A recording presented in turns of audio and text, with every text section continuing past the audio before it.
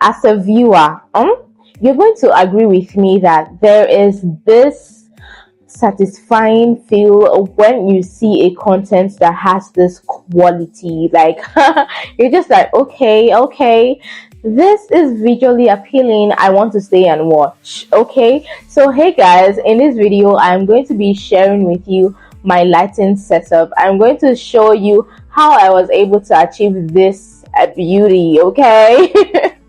So hi guys, my name is Favor Matthew. If you're just seeing me for the first time, hello.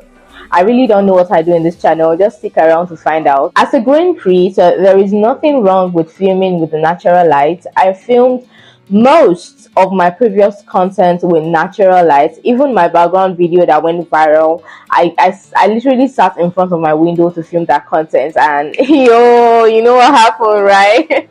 But as you grow as a creator, it is wise that you invest in gadgets like your lighting and your mic, of course. But in this video, we're going to be talking all about lighting, like how I could achieve this. And to bust your bubble, I achieved this with just a 3 lighting setup. I achieved this with my key light, my fill light, and of course my backlight. The good thing about proper lighting is that it really doesn't matter what you are filming with. You could be filming with your phone or your camera, but you really need lighting. You could be filming with a high-end camera, but if your lighting setup is bad, if you don't have proper lighting, you're still going to come up with blur videos that people are not going to watch. So lighting is very, very important, because of course you want to give your viewers a good viewing experience, because it's so soothing to watch something and you'll be like, okay, yeah, I see quality.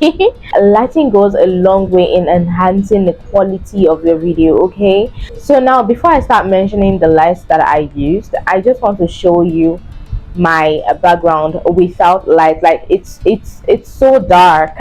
So yeah, this is basically how it is. In fact, I'm holding a torchlight, so yeah, that's how my background is looking without lights. So now I'm going to show you how I was able to achieve this look. Okay, as professionals do, what they mostly do is that they turn off all the lights. So I'm just going to turn off all the lights right now.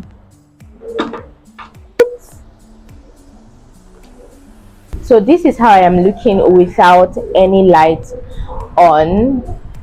Like, okay,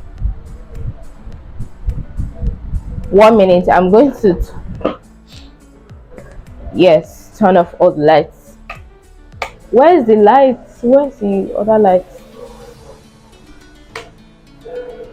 I'm sure you can't see anything. So now the first light I'm going to be on is my key light.